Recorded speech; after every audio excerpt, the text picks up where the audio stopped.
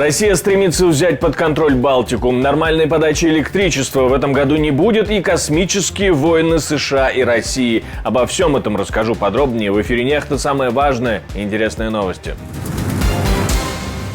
Мобилизация в Украине влияет на коммунальный транспорт, но все станет намного лучше.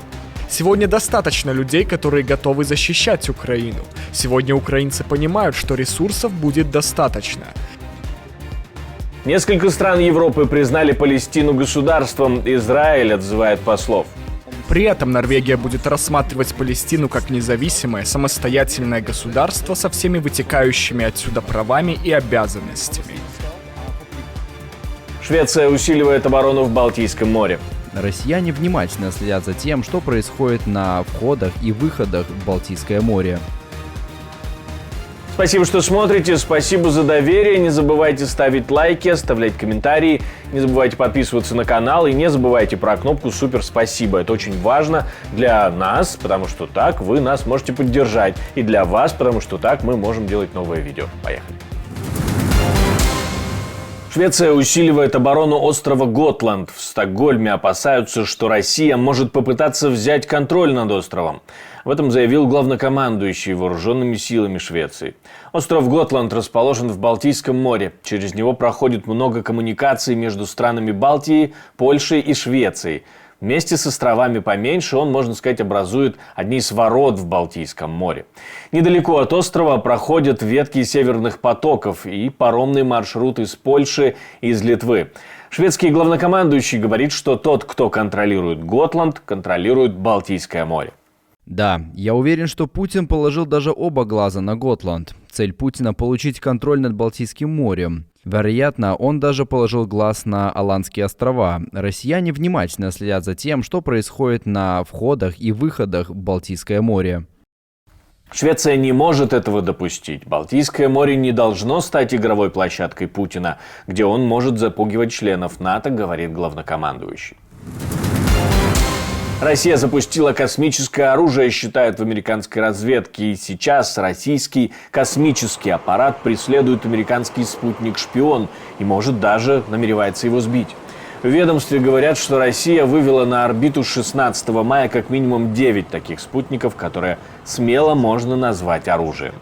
Мы наблюдали номинальную активность и считаем, что это, вероятно, противокосмическое оружие, способное атаковать другие спутники на низкой околоземной орбите. Россия разместила это новое противокосмическое оружие на той же орбите, что и правительственный спутник США. Американская разведка предупреждала о таком российском запуске, когда одновременно на разные орбиты выводятся гражданские и военные спутники. А вот аналитики называют это решение неожиданным. Укрэнерго призывает украинцев готовиться к непростой зиме. В ближайшие месяцы дефицит электроэнергии будет сохраняться, и его нельзя будет полностью возместить из-за границы. К таким мероприятиям Украина уже прибегала, когда на помощь приходили польские, румынские электросети. Но сейчас в Укренерго уверены, что починить до конца лета не получится. Можу сказати, що нас очікує непроста зима. Ця зима буде непростою, тому що природньо взимку споживання зростає.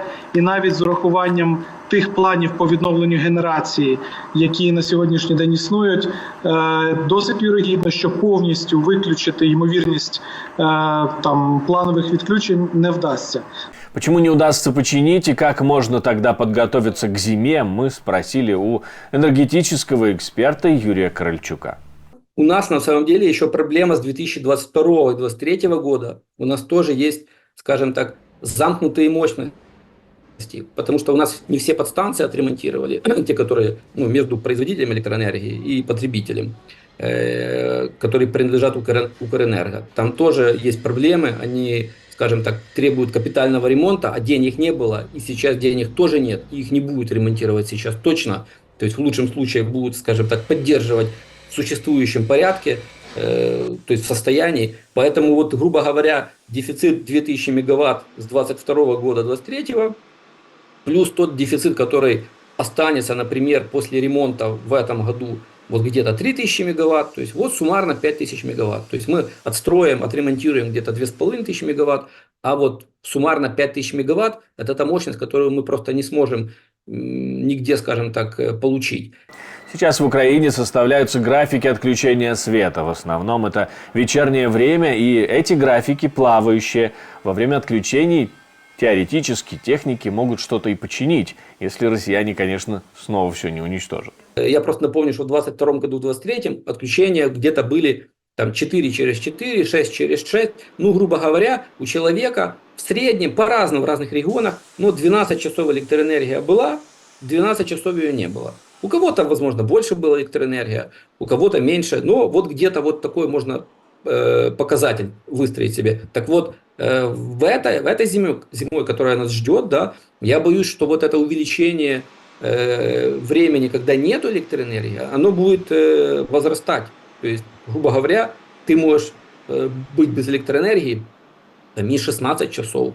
То есть у тебя просто только 8 часов будет электроэнергия, например, там, а 16 часов не будет электроэнергии.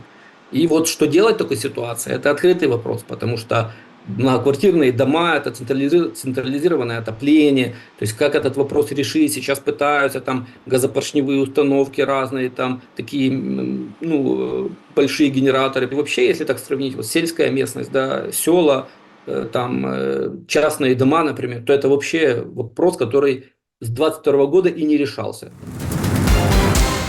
В Николаеве в Украине из-за мобилизации на маршруты не выйдут 2 городских автобуса. Об этом говорит мэр города. Водителей коммунального транспорта тоже мобилизуют, и это уже становится проблемой для украинских городов. Но в офисе президента Украины говорят, что теперь с мобилизацией станет легче. Главный фактор – это ощущение достаточных ресурсов, ощущение того, что будет достаточно оружия и амуниции. Люди не хотят идти на войну, и не только в Украине. Если вы знаете, что оружия сильно не хватает, ваша готовность снижается. К сожалению, были перебои с поставками, но сегодня другая ситуация. Сегодня достаточно людей, которые готовы защищать Украину. Сегодня украинцы понимают, что ресурсов будет достаточно, и процесс мобилизации будет идти лучше, чем 2-3 месяца назад. Может быть, действительно по ходу действия закона получится вносить в него изменения или набрать необходимое количество людей получится быстрее, чем предполагалось. Правительства Норвегии, Испании и Ирландии решили признать палестинское государство и напомнили, что верят в свободу и справедливость как фундаментальные принципы международного права. Израиль отозвал послов из этих стран. Правительство приняло решение о том, что Норвегия признает государство Палестина. Признание Норвегии вступит в силу 28 мая. При этом Норвегия будет рассматривать Палестину как независимое, самостоятельное государство со всеми вытекающими отсюда правами и обязанностями. В соответствии с международным правом палестинское государство обязано жить в мире в пределах безопасных международно признанных границ и выполнять все соответствующие резолюции ООН.